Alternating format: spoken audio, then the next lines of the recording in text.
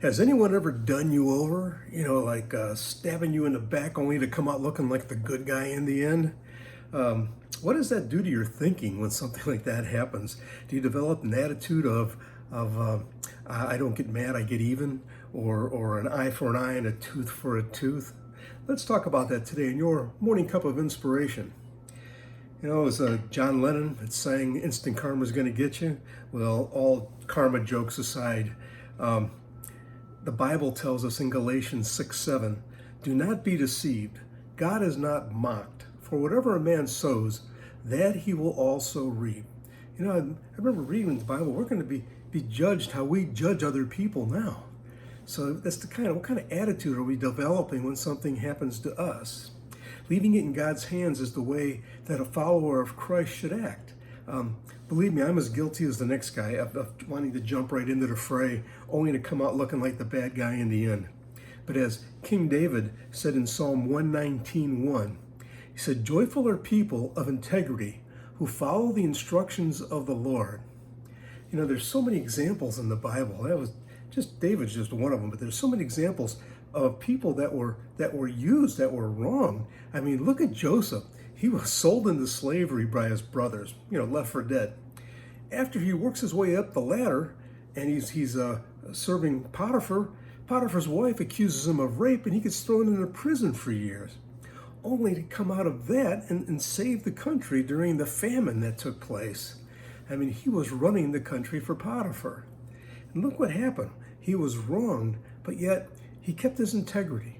The same with Daniel. I mean, Daniel was just trying to do the right thing. The 10 Commandments, what does it say?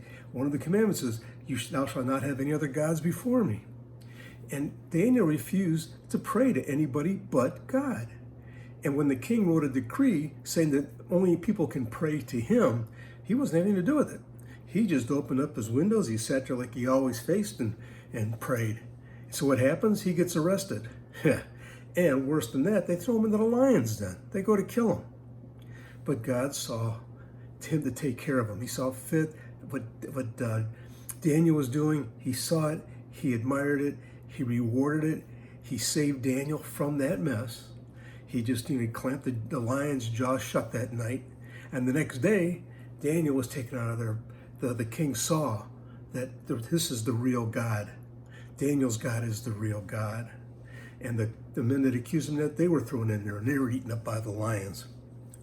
Kind of a couple Bible verses that I wrote down that, well, I'm getting away from you now, but we got to live a life of integrity.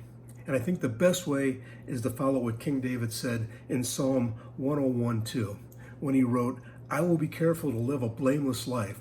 When will you come to help me? I will lead a life of integrity in my own home." See, he's saying, I will be careful to live a blameless life. But he's going, but God, when will you come help me?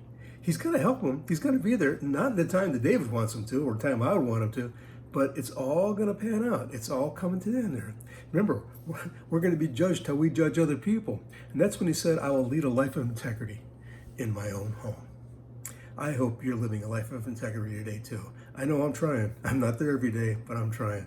God bless everyone. Look forward to seeing you again for another morning cup of inspiration. Have a wonderful day.